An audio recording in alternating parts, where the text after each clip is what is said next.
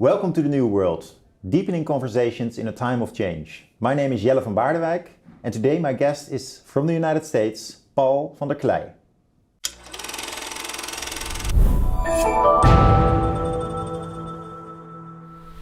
It's good to be here. Thank you, Paul, for coming over here. It's my pleasure. You're on a trip in the Netherlands, actually in Europe. Huh? Yeah, it's my first time to the Netherlands. Yeah. I grew up in Christian Reformed Church in the United States, so heard about the Netherlands all my life. Never had a chance to be here.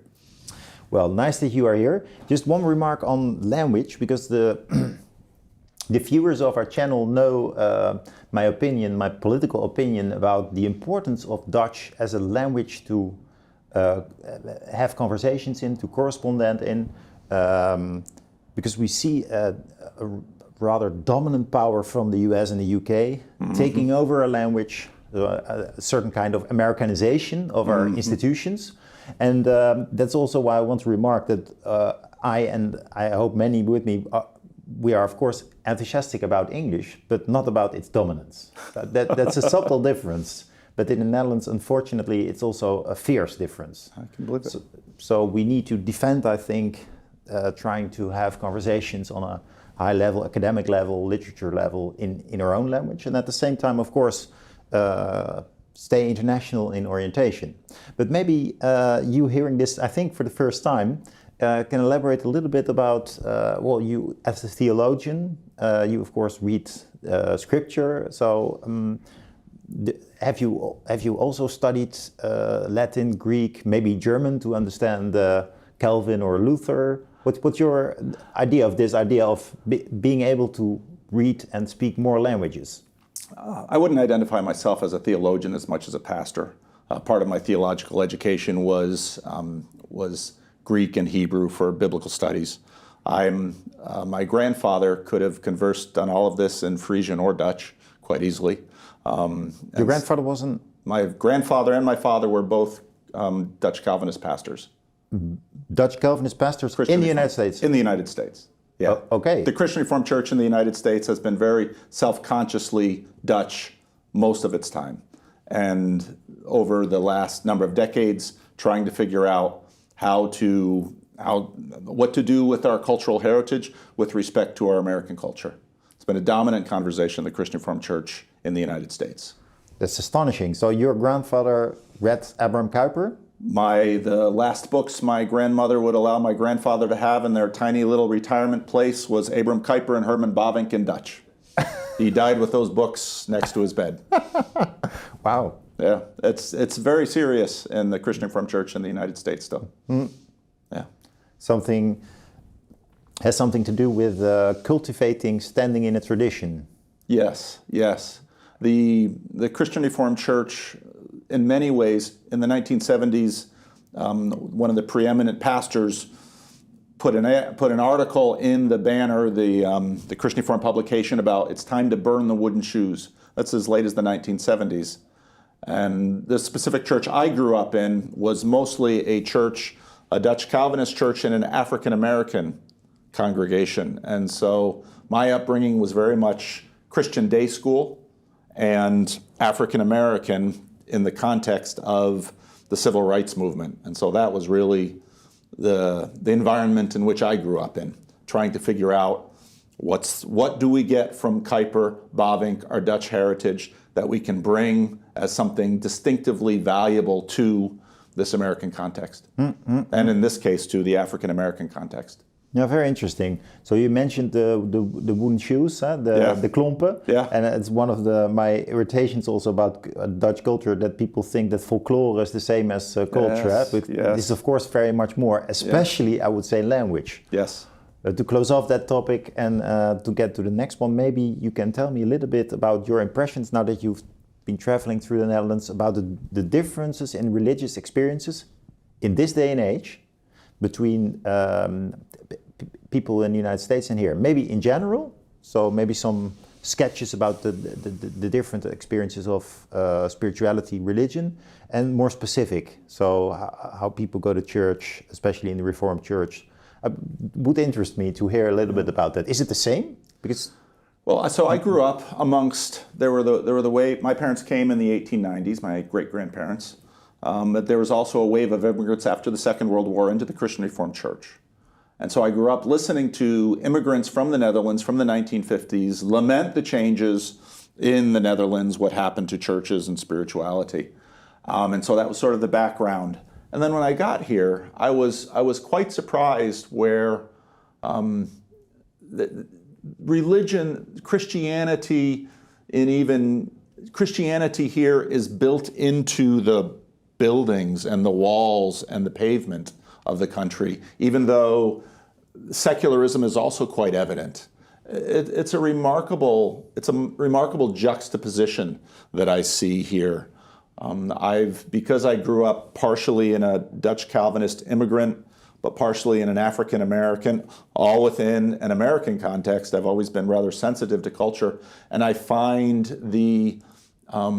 I find a thesis of the implicit Christianity within secularization compelling when I get here, because on one hand, it's quite evident that this is a multicultural context here, especially in the urban Netherlands, yet we've been doing a lot of driving in the countryside, and what I see here is these spires of historical churches dominating the landscape, with the exception perhaps of these giant electrifying windmills. But so I've been fascinated by the dance of religion, implicit religion, that I see going on in your culture here. Yeah. Cities still, in a way, organized around the church. Huh? Yes. Around churches, so yes. being the spiritual center, but at the same time empty. Yes. Often holding a fitness center or I don't know, some place yes. where you can maybe look at the art the neighbor made. And sometimes, of course, more established churches, they found a new spiritual purpose, but yes. Yeah, well, most are empty. That's yes. what I wanted to say. Exactly. So So and in my I perceive the United States as a pretty religious country, huh? And that's also what the stats say. But is this something that you would also say that the United States are more deeply still Christian, whereas the Dutch are maybe, well, we have culturalized Christianity. It's in our buildings, it's in our institutions. Right. That's true, but at the same time, it's gone. Very little left. It's perhaps in the people in North America, because otherwise the stones would have to cry out, which is what you have here in the Netherlands. Yeah. Because when I walk through this, I've never been to Leiden, when I walk through this town, in a sense, the stones are speaking to me of this long, rich tradition, which in some ways is built so deeply into the culture that it's no longer seen. And so then you have the question, how loudly can the stones still speak? And can we hear what the stones have to say? Whereas in North America, one of the things that many have noticed in terms of immigration to North America, even religious traditions that weren't fundamentally congregational, when they got to North America, congregationalized, because I think spirituality in people has to be instantiated at some level. And so perhaps in this level, because there's so much instantiation in the buildings, in the culture, in that which doesn't appear to us to be explicitly religious, the buildings carry the weight, whereas in a new world like North America, the people have to carry the weight and the congregations have to carry the weight. So it's just some observations watching the two cultures. Yeah. It's a very interesting difference. Would you say that I had Rod Dreher here, and yes. he evocated, so when I talked to him, I had the experience of a deep personal experience of religion. Yes. Do you know what I mean when I say that? Yes. And it also made me hesitate a bit, to be honest. As standing in the Protestant tradition, like, whoa, this is really somebody who's talking about angels, experiencing angels. Yes. Not that I cannot experience these things, but I did have this hesitation. I thought maybe this is also an important difference between the European tradition of Christianity and the Americans. As soon as you speak to American Christians, that you have the idea that they embody this so personal, so deeply. Yes. And Is this an observation that you share, and can you maybe elaborate a bit on it? I think Rod Dreher is a terrific example of a reaction to secularism. A friend of mine who teaches at the University of Toronto, John Vervaeke, has entitled it A Meaning Crisis, where the stone speaking is insufficient for many of these people to find a practice and a language of meaning that is sufficient to give them strength and energy to address the kinds of suffering that is normal in human living. And so Rod Dreher, he's in some ways, his blog is rather alarmist. I've been reading his blog for a number of years. I've met him once. I've done some conversations with him once, and I have a great deal of appreciation and respect for Rod. But he almost embodies what I see as the next generation of embodied religious people in a post-Christian world. And some like Rod will go deep into ancient traditions like Orthodoxy, one of the oldest traditions in Christianity. Others, we were speaking with my friend Job, who was here in the Netherlands, will also embody in themselves a complex mixture of traditions. One of my theses is that I think we are nearing the end. The Protestant Reformation is a protest. It's right there in the word. I think we're nearing the end of the protest, and the Christianity we're going to see coming after it is going to attempt to finally absorb the protest into the other traditions, and we'll see where that goes.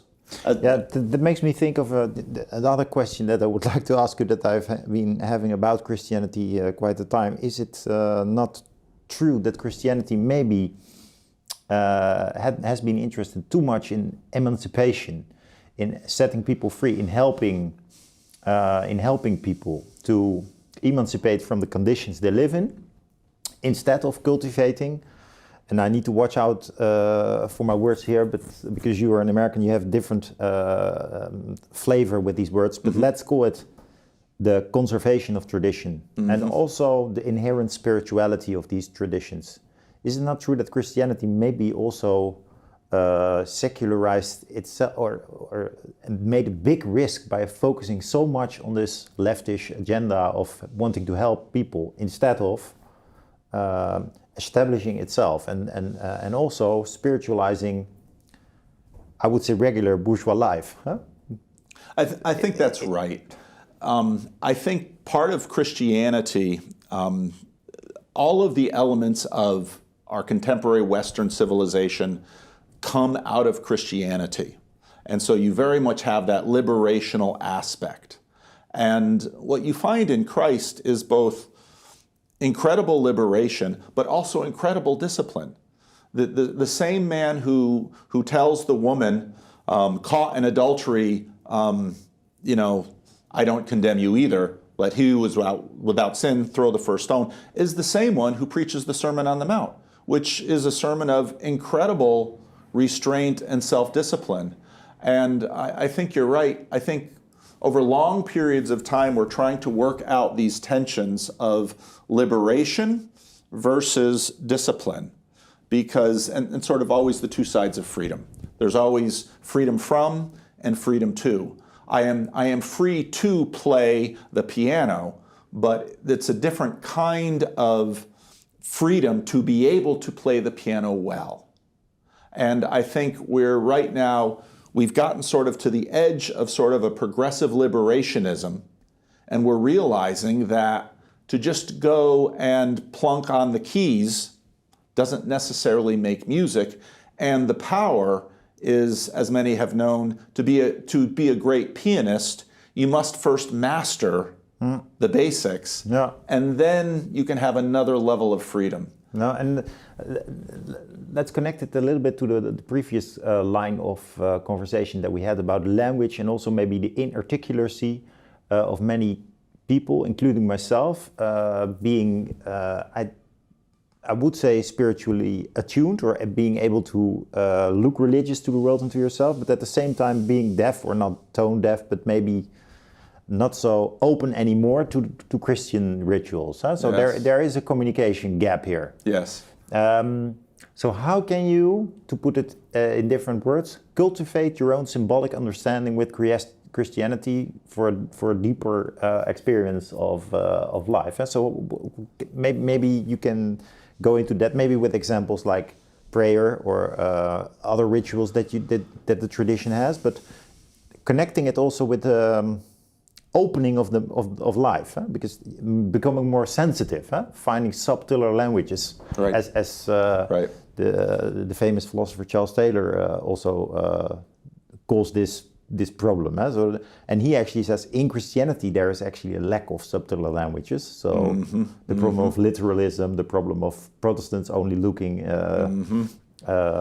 rather scientific instead of embodied. But I'm trying to connect this. We're in a different scheme, I think, 20 years after Sources of the Self, or maybe even 40 years after. I don't remember. This is an old book, huh? Yeah. But talking to people that are religious, that are religious searchers, and not so much Protestant, but religious searchers.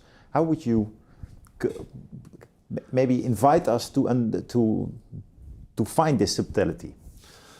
My Frisian grandfather, every time we sat down for a meal, would pray the same prayer. He got that prayer from his father, who got that prayer from his father. In the 60s and 70s, we stopped praying the prayers of our fathers and grandfathers, prayers that gave us identity, and we now prayed spontaneous prayers, what is on my heart now. And that was a liberation. There, I think, 20, 30, 40 years into that, there was a sense of this liberationism can become trite, empty, and without much substance. And what I see happening now in the new converts, someone like Rod Dreher, someone like my friend Job, is they will come to me and they say, how should I pray? Well, Jesus knew how to give an answer because every master in that culture would teach his disciples his prayer. And you always knew someone because you would listen to their prayer. And so 50 years ago, if you would listen to my grandfather pray and you knew the prayers of Friesland and the Netherlands and Dutch immigrants to the New World, you would know exactly where he came from. Now we live in this wash of spontaneity. And so what is happening to Christians? They're saying, I want a prayer book. People who were catechized in the 60s, 70s, 80s said, we burned the prayer books. Oh, but I need one. Because that prayer book now connects me to Augustine. And maybe I want a prayer book that connects me to my ancestors here in the Netherlands. And we talked a little bit before the show about meditation, which is in a sense a quieting and a calming, and to get together. I often talk about God number one and God number two. God number one is the God built into the system. It's the God of the architecture. It's the God of the context. God number two is the personal God, the speaking God, the living God, the acting God. Meditation in that sense quiets the mind to become aware of the presence of God that's been built into, as Isaiah said, the whole earth is full of his glory. But then there is the part of God that is the speaking God, that is the disrupting God. And so in a sense, in meditation, we begin to become aware of the God that has been building this land from the ground up for hundreds of years, but there's no voice because we've quieted our voice. And then at some point, the God that is personal, the God that acts and creates and destroys, well then with prayer, how do we relate to this God? What do we say? And so suddenly people, well, maybe I should look to what people have been saying to this God for 1,000 years, and then maybe I should speak. And only, of course, half of prayer is speaking, the other half of prayer is listening. And will that God speak to me, and what will he say? And so I find this in, again, as a pastor, I've been watching these changes, and so even though I have a lot of talk on my YouTube channel, what I really use my channel for is to get the attentions of others who are undergoing these changes now in post-Christianity and to sit down with them and to listen to them and say, what are you doing? Are you praying? And I'm discovering that this is what's happening. Rod, Job, many others. Jordan Peterson, you've been commenting on Jordan Peterson, and one of the things that you didn't notice, but I did like very much, or maybe you did notice, but you don't talk about it, is that what you do notice is that he creates a lot of attention for the Bible in the first place. So, so there's a revival of Christianity, perhaps even. Your suggestion. Yes. Due to Peterson. Yes. One of the interesting differences between him and the 60, 70 pastors is exactly this focus on order. Yes. On get your room in order, but also in a metaphysical sense, for him always connecting to Egyptian gods like Osiris, trying to cultivate life. So that's where his main attention is. Huh? Yes. And not so much on suffering and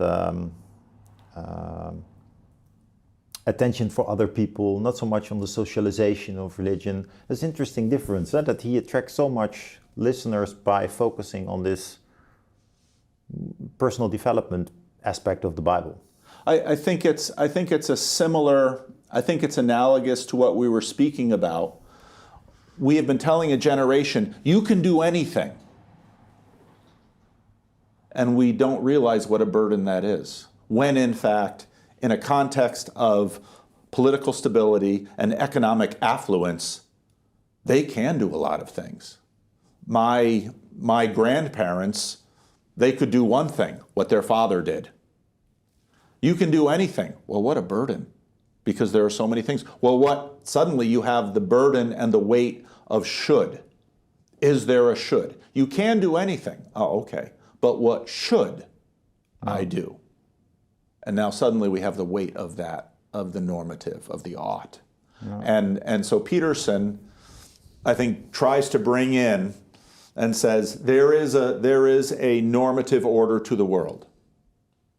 And you should clean up your room. You should be the kind of person that when a crisis hits your family, they look to you and you are reliable. And this is especially for a generation of young men who, in some ways, have been told, you should be quiet. Okay. What do I do next? And so the meme is that you have a generation of young men who are deriving meaning from video games. They're living in their parents' basement, watching pornography covered in Cheetos dust.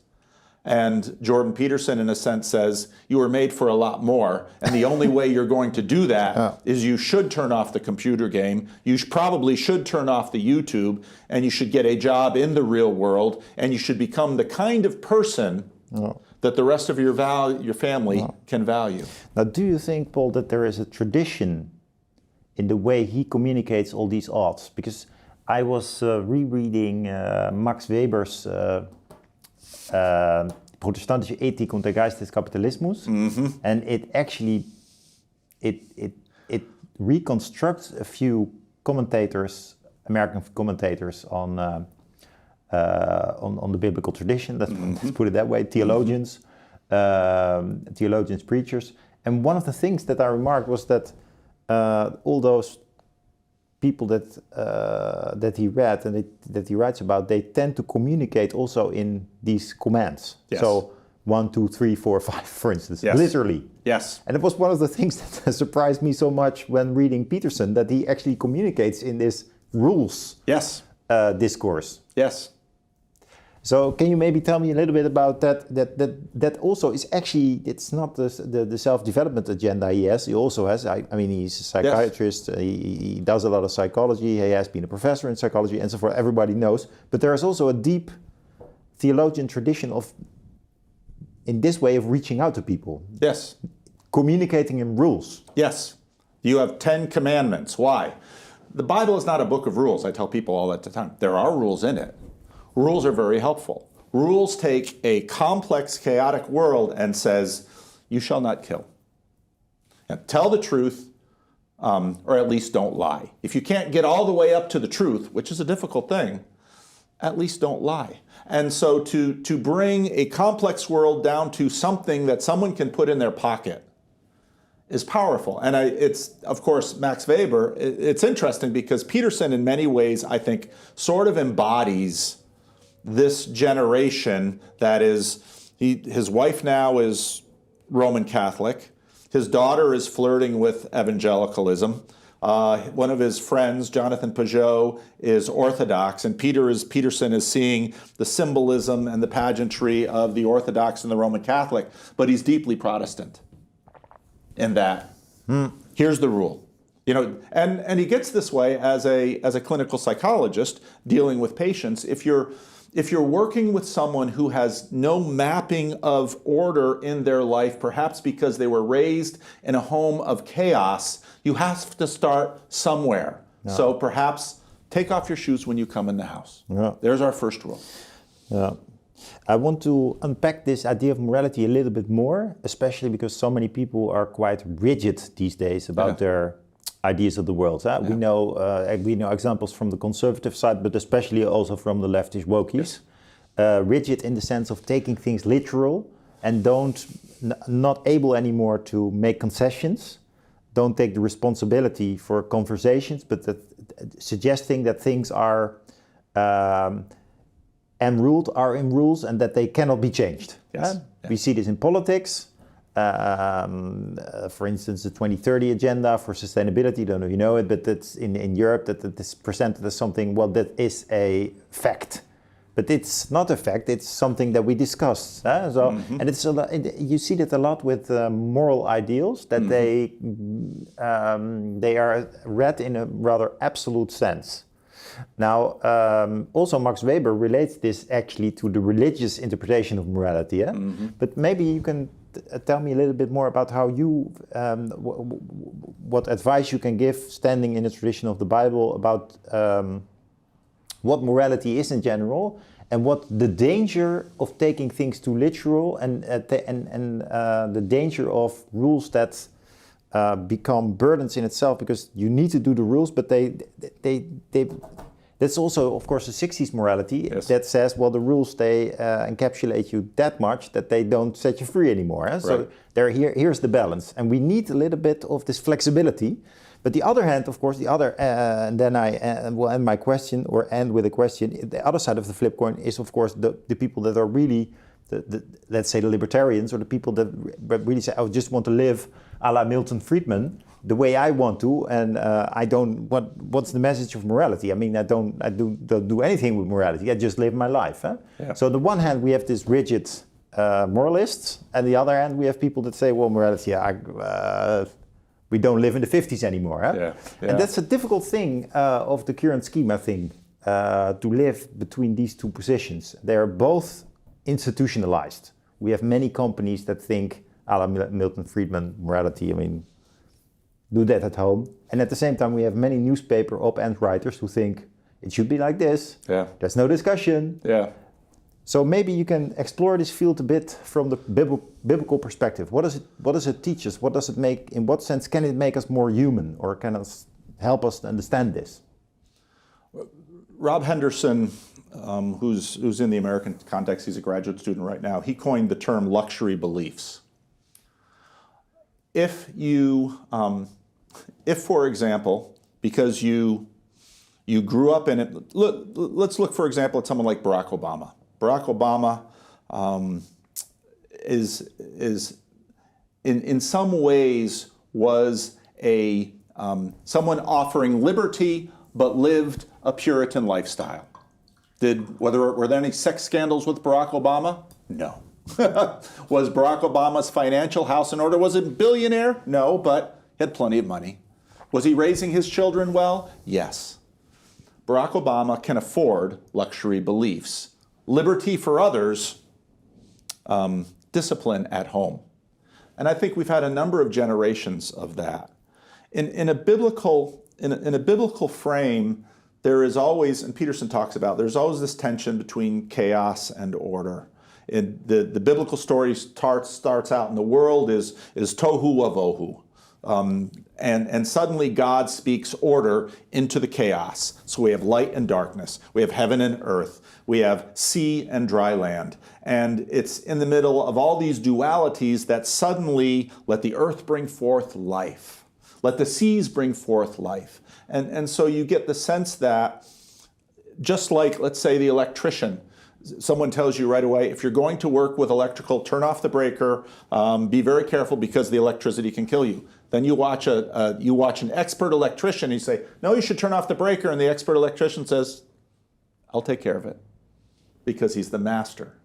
And so there's liberty, but liberty is dependent upon, again, you can play any key of the piano you want, but if you're going to make music, that's going to require probably not only a life of discipline, but a lineage of discipline that goes on multi-generation, because there are not infinite number of ways to play the piano. And there are not infinite number of ways to learn the piano. All of these constraints are built in. And actually, again, coming to the Netherlands, I think part of the power of your country and your culture is constraint. You have a small country. You have a lot of water. We visited the Delta Works. Mm-hmm. And the experience of inundation gave this country a discipline. Mm. And now that discipline can be marshaled towards liberation or towards order. And in order to do that, even as a small population, there's going to be negotiation. Mm. And I'm amazed at your country, at its discipline, at its organization, because of all of the constraints. So what these constraints do is say to the libertarian, yeah, you can play the piano any way you want. But if you're going to actually play something that hushes a crowd, that will require order, discipline, right. And not just a life of discipline, but a lineage of mastery. And I think in many ways, we are such short-lived creatures. We are born into this world. We have riches that we possess that we know nothing of, because they, again, just like the riches I see here in Leiden, it's just built into the stones. And you're just the heir of it. And I think now at the end of a liberationist phase, the danger, of course, is that in recognition of order, we swing all the way into the authoritarian, which kills it either. So too much liberty doesn't work. Too much order or authoritarian doesn't work. It's always this estuary in the middle that allows the right dynamic, but it's chaotic, it's scary, but that seems to be the normative fashion of the world. Can you reflect a bit on the same topic, but then on a more interpersonal level? Resilience, or to put it in another word, tolerance for difference, and in a way we are a very, but also a very intolerant world. Huh? So everything, for instance, this day and age need to be confirm the rules of diversity. So you always need a man and a woman. People of color need to be included on television. This all good arguments for this new diversity regime. Let that be clear. But it has also become intolerant. So yes. you need to be working in this discourse. Yes. Otherwise, you risk being cancelled. Yes. So how do you also on a personal level or on work level? What are sources to remain resilient, to remain flexible, to have an eye on the rule, but at the same time being able to make exceptions, to create things, and do you maybe have a story from the Bible or some that relates to this topic? Because I'm struggling with it myself. Now, how can you conceptualize this capacity, this moral capacity, to remain open-minded, open-hearted, yes. And at the same time strict, focused, knowing what you want to reach, knowing that you cannot reach everything. Yes. I thought the word resilience it fits here, fits in here. So, I think you're asking the question of Paul of Tarsus in the New Testament. Here you have the Jews, and then you have Jesus, and Paul goes and says, Gentiles may now be included in the promises of the God to the Hebrews. Well, what does that mean in a Greco-Roman culture? So right now I'm beginning to preach through the book of 1 Corinthians. Can you go to a pagan temple? Yes or no? The meat in the market has been sacrificed to idols. Can you eat that? Yes or no? I think it has everything to do with the question that you talked about in terms of the Dutch language. On one hand, I've seen few countries, in some ways, the history of the Dutch is, I think in some ways the Dutch are some of the first successful globalists. After the Columbian Exchange, the East India Company, the Dutch practically invented capitalism without knowing they were doing it, and they popularized it. Now the English came and said, "Oh, we'll take that," and that's been in a sense the sad story of the Dutch, is because when they have a good idea, others take from it, and the Dutch try and claw it back, and so on you go. But okay, so you have this language, and this language is a tradition, and even the Dutch language, as I've listened to my friends, is in fact itself a collection of how many other little dialects. All of which are there. So on one hand, how do you maintain the tradition? And probably the way you're going to do it is when you have a child, because it goes all the way down to the individual, when you're raising the child, well, he's going to learn English at school, so we're going to speak Dutch at home. And so when my ancestors, whether they were the Jews from my father's side or the Frisians from my mother's side, when they came to North America, they spoke Dutch at church. They spoke English in the marketplace. Now, over time, they had to negotiate that, but it's all the same question of how can you? It's what needs to be sacred and holy, and what is indifferent. And I think the entire conversation of Christianity, as it left the Jewish context and went out into the Roman world, is all of that question of finding a way of differentiating the holy from the negotiable. And it's a constant conversation throughout the history of the church. And you see it in the Protestant Reformation. And I think, again, we're nearing the end of the Reformation period, the end of the protest, where I go to one church and it's bare. I go to the next church and saints are looking down. What do you do with those statues? Are those statues holy? Or are those statues embody a holiness? And on and on and on. Religion has been the long conversation of the differentiation of what is holy, what must be kept, because if it's lost, all is lost. That's the definition of the holy, and then the negotiable. And so I find this a very, very, very interesting pair of words: the holy and the profane. Yeah. The holy and the periphery, or the not so, the negotiable. Yes. You called it the negotiable. Yes. And I was thinking while you were saying this, how a lot of people experience stress because they find it difficult to decide what is holy for them, and also because of what you sketched earlier on in this conversation, you can do everything you want to. Especially if you're talented, the whole world is open for you, especially if you're Dutch, because we have this social welfare state and we do have a lot of positive freedom, to use the term, the Burlean term. So maybe you have some advice or reflection on that. So because I think that a lot of people, a lot of things in this world are actually considered to be holy, but perhaps they're not. Yes. Isn't that true? Yes. Instead of that we lost the experience of holiness, yes. We let it flood through the whole world. We've made a lot of the things in life very, very important. Yes.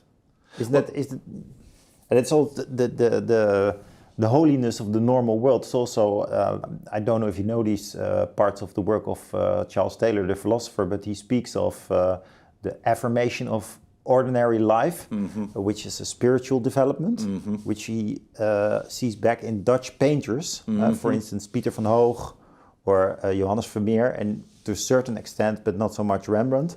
And what basically comes down to, if you look at the Italian big painters and sculptures, it's all about heroes. For instance, yes. David, Michelangelo's David, yes. the big statue. And then the Dutch painters start to paint normal, regular scenes, but in a layer of holiness. Yes. Of course, also full of cliches, the maiden, the girl, the father that enters the house, and so forth. So it's super realistic in the sense that it tries to communicate a certain ideal as well, namely ordinary life, as Charles Taylor calls it. But that's also, of course, the difficulty, that ordinary, normal life has become so holy that it's, I mean, how do you orientate yourself in life? And then the difference between the 17th century and nowadays is, of course, that you have a lot more input. Well, that's the tension between, in many ways, the Greek and the Hebrew. Because with the Greeks, the God is up here, daily life is down there, economics is dirty. In the Hebrew, the story begins with the God of the Bible using hands to create a man out of the clay, and the man's first job is gardening. It's ordinary life. And so you see this conversation beginning already in the tension between those two things. And of course, in the Renaissance, you go back to, we're uncovering these statues that we threw away in the great Christian Revolution, and look at the artistry of Latin, look at the artistry in stone. Let's recapture that. But yet, at the same time, but look at the beauty in working the earth. Look at the beauty. My grandfather in his church once had a Dutch dairyman ask him, will there be calves in heaven? My grandfather said, why? Because he said, I know nothing more beautiful than the eyes of the calf after it's born looking at me. And so there's the beauty in the old. And so for that farmer, the sacred, he saw that transcendental of beauty in the eyes of a newborn calf. And of course, the calf's born every day. But suddenly that common moment becomes a holy moment. Whereas he would probably find Michelangelo's David, not anywhere near as beautiful as the eyes of a newborn calf. And so part of the reason I think religion isn't going away because it's our oldest conversation of this question, what is sacred? And of course, right now, a lot of the contemporary conversations are about identity, but an identity conversation is a conversation about the sacred. But is there also something as a religious sense, an anthropological constitute in human beings that allows us to be religious? How would you, or is it only a conversation? No, I mean, if it's only a conversation, I mean, you could also say it's a form of culture. Yeah. But one of the great understandings of classical history at this point is the question: were the Greeks religious? We look back at the Greeks and say, religious? Temples, gods, statues. They didn't think they were religious. An alien comes and looks at our culture and say, are we religious? I worship the smartphone. I give it all my attention. Hours of my day I spend to the screen. I hold my God in my pocket. So the religious, this term developed out of secularization.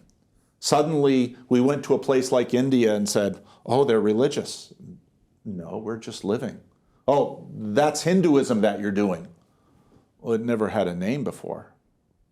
And that's why, again, what I find so striking coming here is, on one hand, I almost feel like Paul coming to Athens, looking around the Netherlands and say, I can see you're a very religious people. And people would say, no, we stopped all that. I don't know, then why didn't you take down the churches? Well, we replaced what's inside the church with something else. Your religion has continued on. So in a little town, I can't remember all these Dutch names, a little town that still has its walls, we went in, there's a beautiful church facade, and it's a Christian Reformed church. It was in the day, and it's open. We walk in, and it was a fashion store. And the owner comes and says, we're not open yet. And, okay. So what is exactly our religion? What is a religion? And, it's that which makes life work at the deepest level, and determines what is sacred. And humanity we're the most amazing creatures on this world, because unlike every other creature, what is sacred is really variable for us. Whereas I always tell my dogs that their God is their belly, because they will, anyone who feeds them will be their master. Yeah. At the same time, there are religious experiences that include animals and the earth and yeah. Well, that farmer's religious experience was the birth of every newborn calf. Yeah. And he'd probably go and sleep in church, but he's never going to miss the birthing of the calf because suddenly he's confronted with the beauty of the glory of God right there through a calf. Now, he would have very much said he was a Dutch Calvinist, but did he worship a calf? It's astonishing how you speak about the Netherlands as a country with such evident religion in its buildings, in the way people communicate with you, and I think I forgot about that. And it's nice to remember that it's a scientific view of things, that you look and say, hey, that's religion. You categorize things. Well, it's actually a secular, scientific way of grasping reality, whereas you're bracketing things. So Job, when we were driving through, said something like, have you seen, I don't remember how he said, based to the heart of Rotterdam. Well, it's a joke. Why? He says that to Germans because, of course, it was destroyed in the war. Well, the heart of Rotterdam was holy. Well, why was it holy? Well, why is this little bit of Leiden holy? Why is there a statue to Rembrandt? Why is he holy? Well, beauty shines through him. And I think a Greek, if you would time travel a Greek to Leiden, say, oh, this is Rembrandt is your god. Well, not exactly, we would say, but there's a statue to him. And people come from all over the world just to see where he was born.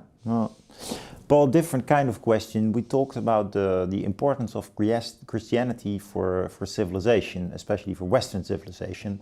And this is something that a lot of priests, of course, say, and which you find back in a lot of books. Basically the argument, what would we be without the focus on individuals by Luther in this world? Without Luther, we probably didn't have emancipation, probably not even feminism, because he argues that everyone should read the Bible, including women. So in a nutshell, that's the type of argument that says, isn't modernity also in existence in the first place because we previously, as a condition, were Christian? But now I wanted to turn the argument around. Isn't it so that the Christian isn't, what elements in Christianity are maybe integrated into Christianity, but maybe older, maybe from all times? In what sense is Christianity nourishing older elements of what is holiness? How do you embrace life in its holiness? What are typical examples that you could argue for? Well, that's part of the human condition. It's something that we took from the Greek, from the Jews, from biology. Instead of overestimating what Christianity did for civilization, maybe what Christian tradition did, in a sense, protect and conserve something that is essential to human life, but not in essence Christian itself. Yeah, Christianity is a remarkable religion, partly because if you look at, sometimes they make these maps of the center of gravity of Christianity. And unlike Islam, which still is based very much in one place, and Buddhism in one place, and Hinduism in one place, and Judaism in one place, Christianity moves around the world. And the very remarkable thing is that, for example, Christianity didn't take off in China until the missionaries were kicked out. One of my favorite missiologists was a missionary in Asia, and he had a group of churches that he had to visit. And he began to notice the churches that were further away and harder for him to get to were doing better than the churches he was visiting regularly. And he began to wonder, why? I'm supposed to be the expert here, giving them Christianity. Why are my churches doing poorly and the churches with less of me doing better? And we've seen this in Africa and in Asia, that Christianity is a strange thing that sort of moves into a culture and subtly transforms things. Chinese Christians, I think 100 years from now, if in fact Christianity continues to grow as it has been, China might become the preeminent Christian nation, and already Africans are sending missionaries to Europe. It's a remarkably cultural, adept religion, which makes it very difficult to exactly figure out what it is. And part of that seems to be around the very strange person who is Jesus Christ. Because, again, as we spoke about before, he's remarkably liberational in the woman comes into the party and weeps, cleaning his feet with her tears, wiping her tears with her hair by letting down her hair. And all the Pharisees look around and say, if he knew what kind of woman she was, he wouldn't let him near her, because she is unholy, because she sleeps with Romans, and he is holy because he's supposed to be a teacher. And he completely upends that whole thing. Yet he is the one who says in the Sermon on the Mount that anyone who lusts with their eyes is guilty of adultery. And it's like, well, wait a minute, Jesus. Are you a liberationist or are you a Puritan?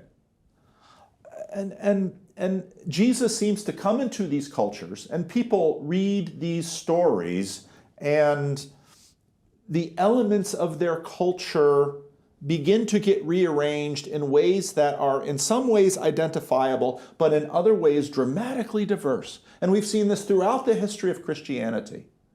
So the definition of which is, as a pastor, I have a certain shape of Christianity that it's my tradition I try to instill and propagate in my people. But in the faith itself, we don't know what we're looking at here in the Netherlands. Is this a new version of Christianity? Many people don't seem to think so, and if you would call them a Christian, they might be offended.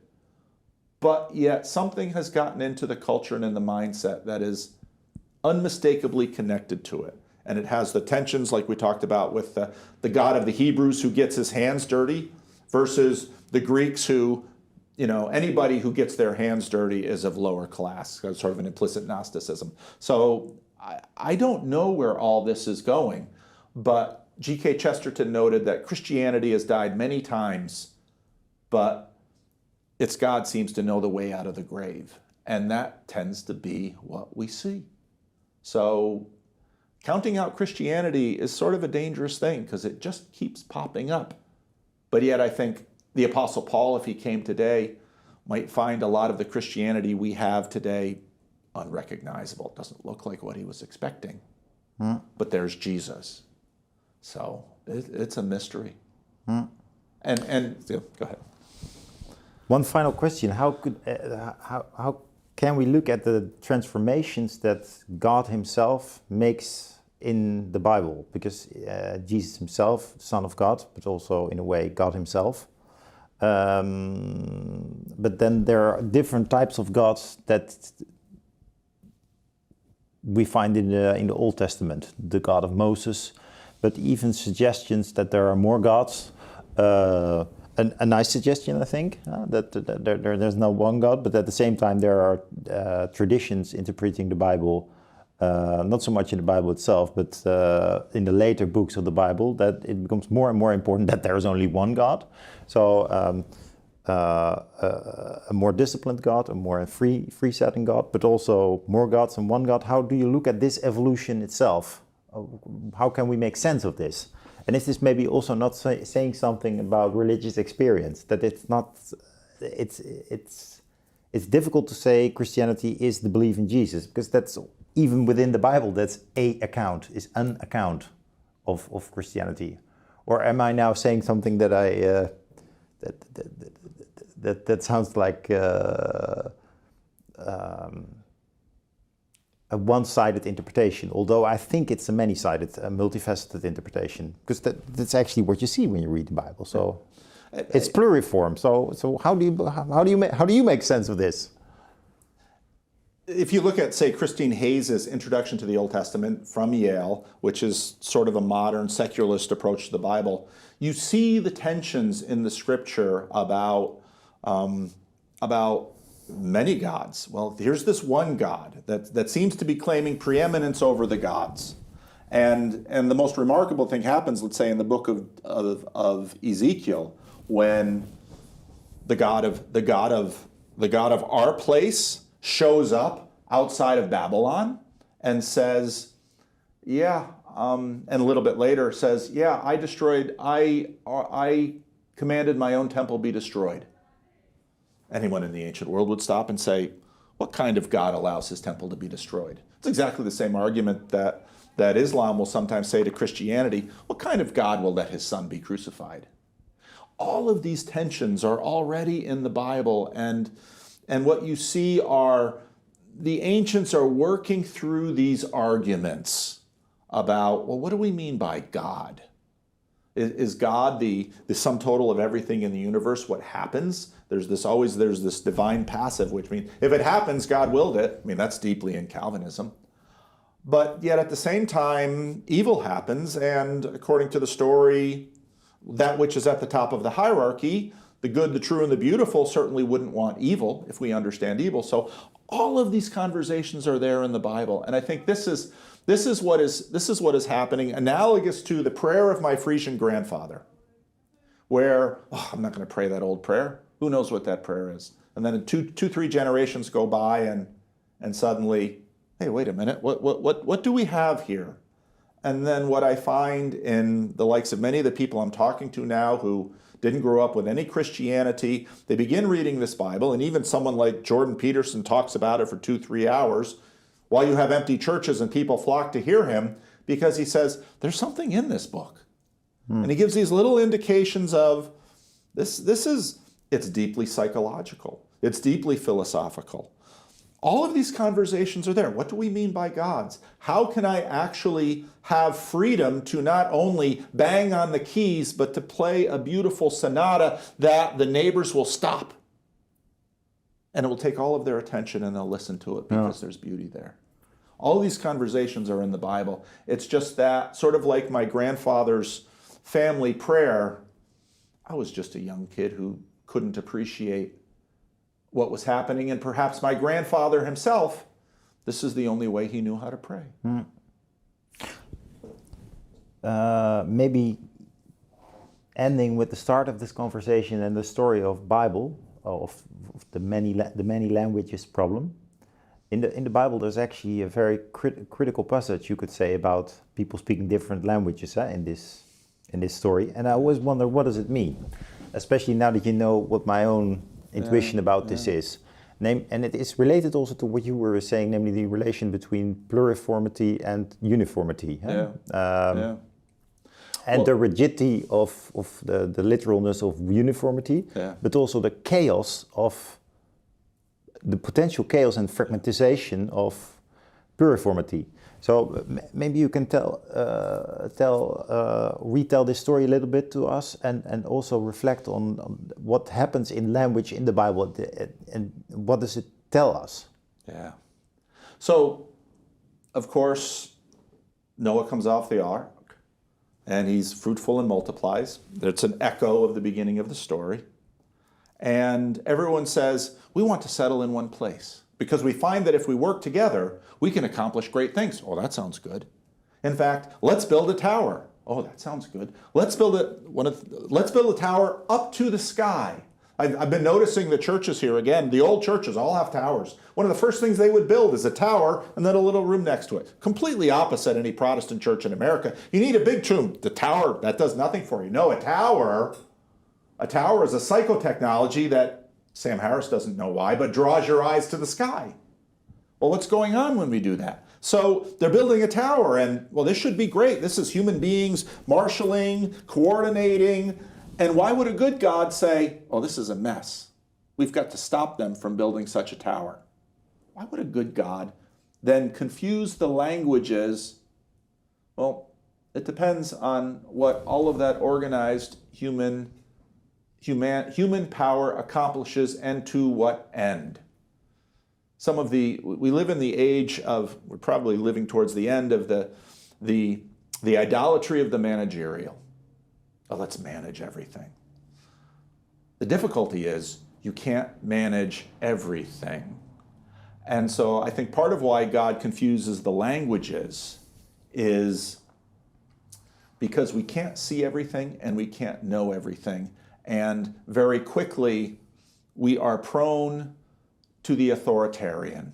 And we've seen this throughout history again. So in a way, it was God's criticism of man, of hubris. Yes. So yes. we want it too much. Can you really be God? What if someone would come to you and say, I will be your total slave. I will do whatever you think. At first you might think, oh, so I don't have to wash the dishes. I don't have to get my own water.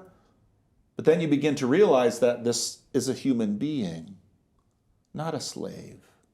And so you say to this person, no, I want you to be free. I don't want to be free. I want to be your slave. No, you're not God. None of us are God. And so it's, and again, one of the long themes of the Bible, in fact, right from the beginning, we are not able to be God. We are not smart enough.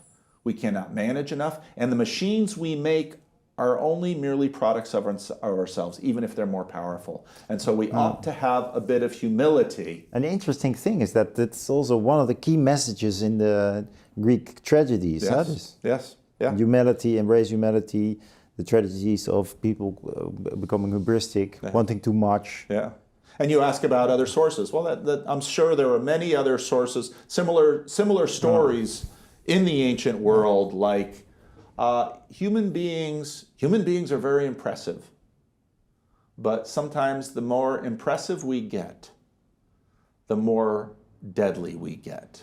Because, we looked at, for a while they thought the best way to manage the San Francisco Bay and these rivers in California, our dry country, is to let's dam up the whole bay and keep all the fresh water here. Oh, but you need an estuary. No. You need you need wetlands. Yeah. Well, they're useless land. No, they're not useless at all. You just didn't know their use. Yeah. It's Chesterton's fence. If you see a fence in the middle of a field, you say, a fence is in the way. Yeah. Maybe you should ask yourself, someone went through the effort to put that fence up. You all decided that these beautiful old buildings and these churches, even if you don't have a living congregation meeting it, you should keep that. Well, why? No, we're trying to it. We're trying to keep it. But do you know why you want to keep it? Because our cities are ensouled, and that's of course the main difference with American cities. Yes. So, for instance, we have street names, and they circle around the church, Yes. and our main places where we gather, where are bridges where people stand and eat their haring, Paul, and the cafes. So it's an ensouled architecture of the city. And if you compare it to Americans, that it's all straightforward. First, second, third street, 33rd Street. It's boring for a Dutchman. We have names for streets. It's been shameful. We personalize our cities. You should not have let McDonald's in the country. The French did a better job in that. But to come back to the languages one more time, because I thank you for this interpretation of the Bible story, because you're actually saying, well, the language perhaps for God was only a tool to stop the hubris of people building one-sided Titanic cities that actually lose sight for the holistic environment and so forth. So, but then you do instrumentalize language. Whereas you also see a substantial interpretation of language in Christian tradition. For instance, Luther translating Latin or Greek actually, to German, to come closer to the souls of people, and to bring the message in a more intimate way, because the mother tongue is of course more close to the heart. But this of course is already typical Protestant bias, I think, because this is something that Luther thought and that we still think, but many people don't think it anymore, because they say, well, why don't you do everything in, for instance, research or media? Why don't you do it in English? And then you create a distance. But there are more translation moments in the history of the Bible. The Septuaginta, the Greek, the Latin, the German. Can you maybe reflect on this a little bit, and then the difference between so the importance of the language and also its relatively ordinary function as simply a tool? Christianity, I don't know if it's the first, but it's absolutely the largest. Christianity is the first religion, or the largest religion, to work in translation. When Paul goes into the churches in the broader Roman world, they're not reading Hebrew. Islam, if I want to become a true Muslim, I must learn the Quran in Arabic. If I want to become a true Jew, I must learn the Torah in Hebrew. Part of Christianity's dynamic cultural power is that Paul takes a Greek translation of the Bible into Ephesus and Corinth and Rome and says, here is the Word of God. Many Jews would have said, that's not the Word of God. That's a translation. And right there you have the question, can you translate God? Can you translate the Word of God? Especially when you take into account that several books of the Bible emphasize the importance of language. That's right. In the beginning was the Word. That's right. And when you look at even the fights today within Christianity, well, we were talking about the split in the Dutch Reformed Church in the 40s. In the middle of the Second World War, that's when the Dutch Reformed Church decide they're going to have a fight over, what did the snake's mouth move? Yeah. And that's a question. That's translation, but it's deeper than translation. Plato was hugely skeptic about the written word. Should you write words down? What is that when we do that? What is that when we take this speech that we're doing and we set it into text, and that text can go? Yeah. In fact, Plato writes mainly about Socrates, and Socrates never wrote something down, and that's something that you also see in the case of Jesus. Right. The only thing he did was write on the ground. Yeah, one time. Yeah. One time. So this is there's also some skepticism about freezing down words. Right. Or that might not be the right word, but there's a big appreciation for the word, but at the same time, translation should be enabled continuously, so it should be a flow interpretation of the word. And now we're doing exactly the same thing with cameras. Having a conversation. Yes, but we're sharing it with thousands of other people. Yeah, in English, Paul. I hope that people enjoyed it. Well, I want to thank you for coming to Leiden. Oh, it's my pleasure. We appreciate it. Well, this has been a true privilege and an honor. So thank you very much. Vond je dit ook een interessant gesprek? Abonneer je dan vooral op ons kanaal. Dan krijg je iedere keer als eerste nieuwe gesprekken. Bedankt voor het kijken en tot ziens.